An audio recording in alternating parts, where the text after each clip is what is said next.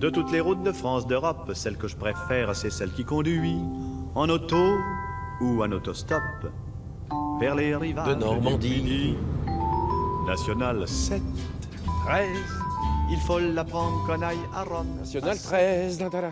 Ça aurait pu être la chanson finalement transformée de Charles Trenet. National 13, ça va? Je crois qu'il va la réécrire. Rien que pour nous. Allez, on rentre, on a les clés. Tu me suis? Oui. Allez, viens. Route des vacances qui traverse la Bourgogne et la Provence, Vous êtes au paradis. qui fait de Paris Le paradis un des faubourg de collectionneurs. Valence et la banlieue de Saint-Paul-de-Vence. Et date de quand toutes ces motos? Eh ben, les plus vieilles datent de 1930. Et elles montent jusqu'aux années 80. Il y en a combien? Il y en a dans cette pièce-là, mais il y en a ailleurs. Je sais pas, 70, 80. Voilà, des petits soldats. Voilà, des bagnoles, des petites voitures. Ah ben, j'ai commencé comme ça avec les miniatures. Donc c'est de la locomotion, mais en modèle réduit. Et on a 2 salles au total et on a à peu près 15 000. J'ai commencé à 12 ans et j'en ai 58. Les 30 Glorieuses sont des très belles années. C'était le renouveau de plein de choses, même techniquement parlant. On a dû vous prendre pour un fou au départ quand vous avez mis à collectionner tout ça. Oui, et ça continue.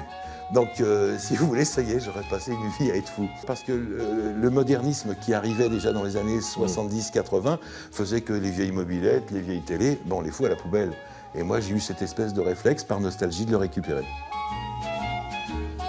C'est un garage reconstitué de quelle année, ça? Pour les noms années 50, années 50-60. Dans les années 50-60, les garages étaient comme ça à peu près. Ouais, à mon avis, dans la même configuration et dans la même ambiance. Aujourd'hui, on a l'impression de rentrer dans une salle d'opération. Non, à l'époque, c'était comme ça. Route des vacances. C'est aussi intéressant à la collection et de repartir sur ces années-là parce que c'est l'éloge de la lenteur, c'est l'éloge du temps de vivre.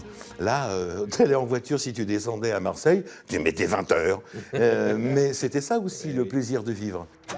Ouais. C'est ouvert quand le musée finalement Alors c'est ouvert tous les soirs de 18h à 22h et c'est ouvert tous les week-ends et jours fériés de 14h à 19h. On va faire un petit tour sur la Nationale 13. Là, Allez, c'est parti. c'est ça la nostalgie. Au revoir, salut. Attention quand même. Il n'y a personne là. Mathilde Duperche, le prince Guillaume Adelin et son... Les histoires de la Normandie illustrée continuent leur tournée avec l'orchestre de Normandie. 4 dates sont prévues dans la région pour le mois de mars. Ça commence ce soir à Hérouville-Saint-Clair. Pour tout savoir, orchestrenormandie.com.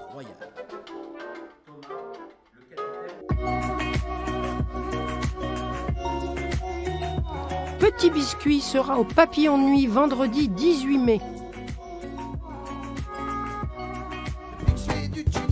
Et les Décalés du Bocage sont attendus, eux, pour le samedi 19. Ce sont les derniers noms normands de la programmation 2018 du Festival de Saint-Laurent-de-Cuve.